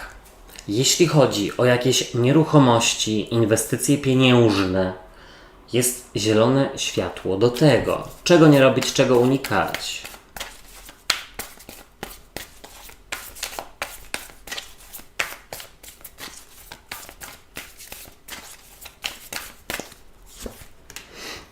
Okej. Niezłe czytanie, naprawdę niezłe. Pojawiło się sporo kart związanych z trygonem powietrza, czyli bliźnięta, waga oraz wodnik. Ale coś tam też jest związanego z trygonem ognia, nie martwcie się. Zacznijmy od tego, że... Właśnie zacznijmy. Z przełożenia karta siódemki buław. Siódemka buław to jest takie skupienie, to jest poczucie, że wiecie co robicie, to jest dopilnowanie swoich spraw, to jest gdzieś utrzymanie swojej godności i honoru jako takich naprawdę gdzieś tutaj najważniejszych dla Was. Gdzieś. Tutaj trzymacie wszystko w ryzach, tak bym powiedział. I tutaj mam wrażenie, że też jest dopięcie, jak to się mówi, że dopniecie swego. O! Siódemka buław też mówi o czymś perspektywistycznym, jak detektywistycznym, czyli to, co się zadzieje w tym tygodniu, albo to, co się dzieje w maju. Sprawdzajcie w razie czego czytania na maj, na czerwiec też niedługo się zaczną pojawiać, to będzie przynosiło Wam długofalowe efekty. Czy to jest a propos nowych znajomości zawodowych, czy nowych nieruchomości, czy zawieraniu jakichś spółek. Zobaczcie w ogólnej energii piękna królowa monet. Czy tam król monet, to już sobie możecie odwracać tę energię. A królowa monet to jest byk panna koziorożec, czyli przedstawicielka trygonu Ziemi, ale w ogóle osoba, która jest bardzo stabilna emocjonalnie, zadowolona z tego, co ma, umie gdzieś dopilnować swojego, umie gdzieś negocjować, wie, gdzie zainwestować pieniądze, wie, jak rozmawiać z przełożonymi. Jest to karta, słuchajcie, też w ogóle zdrowej egoistki, która gdzieś tutaj nie obawia się szczerze, ale z klasą i dojrzale porozmawiać o tym, co jej nie pasuje. Czy to jeśli chodzi o życie zawodowe, czy o związki z najbliższymi. Zobaczcie, przychodzi do Was karta Asa Mieczy. Super karta, bo jak oczywiście każdy as, jest to nowy początek. W tym przypadku jest to początek nowej komunikacji. Więc powiedziałbym, że absolutnie macie gdzieś tutaj dar rozmawiania z osobami dla Was ważnymi, z osobami wpływowymi, może nawet właśnie z osobami, z którymi chcecie założyć spółkę, z osobami, którzy są Waszymi przełożonymi, agentami nieruchomości. As mieczy to jest w ogóle, słuchajcie, takie znowu skupienie i jasność w głowie. Bardzo dobrze. Nie ma chaosu, jest spokój i wiecie, co macie robić. Zazdro. Słuchajcie, do przeszłości odchodzi karta dziewiątki mieczy, a dziewiątka mieczy to karta związana z wymyślaniem, chomikiem w głowie, nieprzespanymi nocami, zamartwianiem się i szukaniem dziury w całym. Słuchajcie, to odchodzi do przeszłości, więc bardzo dobrze. Gdzieś tutaj, tak jak już powiedziałem wcześniej, sprawa, która jest związana z życiem materialnym, z Waszym bezpieczeństwem, z edukacją, bo monety właśnie o tym mówią, gdzieś przestaje Was stresować. Nie musicie. Jest spokój. Tutaj też bym powiedział, że znowu panujecie nad chaosem, który ostatnio mógł być w Waszej głowie. Barany i baranice, Wy przedstawiacie się jako karta trójki kielichów. Piękna karta, która przedstawia 3 syreny, które świetnie się czują w swoim towarzystwie. Jest to karta świętowania, triumfu, radości. Bardzo dobrze. Wychodzi gdzieś na to, że jest w tym tygodniu co świętować. Albo awans, podwyżkę, albo inwestycje pieniędzy, nowe nieruchomości, być może coś z bykiem, z panną lub z koziorożcem, bo jest królowa monet, może coś razem świętujecie. Jeśli chodzi o trójkę kielichów, to ta karta pokazuje, że naprawdę w tym tygodniu wszystko Wam przychodzi z łatwością. Nie ma stresu i nerwów. To już pewnie ze 100 razy mówiłem. No ale to dobrze. Słuchajcie, w Radzie jest dla Was karta czwórki buław. I ta karta, zobaczcie, pokazuje dwie osoby, które są w białych szatach. No tutaj dobry czas, żeby się zaręczyć, żeby ustalić datę ślubu, ale też żeby się pogodzić, bo tutaj też są dwa białe gołębie, czyli symbole właśnie pokoju. Czwórka buław też mogłaby mówić, żeby inwestować w nieruchomości, inwestować w mieszkania, w swoją strefę komfortu, w coś związanego z życiem zawodowym. Jeśli tutaj na przykład ktoś Wam zaproponuje spółkę, albo wyższe stanowisko, lub w ogóle zupełnie inną pracę, chociaż wydaje mi się, że to może być inne stanowisko w obecnej firmie, to raczej w to iść. Tak bym zasugerował, barany. Czego nie robić, czego unikać? Jest to karta rycerza mieczy. A rycerz mieczy to, powiedziałbym tak, walka z kimś, być może o datę, być może o to, ile pieniędzy w coś zainwestujecie. Być może jest to, słuchajcie, związane z jakąś uroczystością rodzinną, bo jest ta czwórka buław. Czy to jest, słuchajcie, komunia, czy wesele, czy jakieś chrzciny. No tutaj gdzieś trzeba znaleźć kompromis, ale ta karta rycerza mieczy też sugeruje, żeby w tym tygodniu nie pozwolić, żeby bliźnięta waga lub wodnik, trygon powietrza, żeby czyjaś, może nie do końca pozytywna energia wpłynęła na Wasz nastrój. Wszystkiego naj. Moi drodzy i moje drogie, dziękuję za uwagę i oczywiście życzę Wam fantastycznego tygodnia. Sprawdzajcie, czytania na maj są na kanale, czytania na czerwiec też niedługo zaczną się pojawiać. Tutaj wszystko podlinkuję. Subskrybujcie kanał i zostawiajcie po sobie ślad w postaci komentarzy i kciuków w górze, bo to pomoże mi w rozwoju go, a wtedy będzie więcej czytań. Trzymajcie się, do usłyszenia, do zobaczenia. Hej, cześć i pa pa.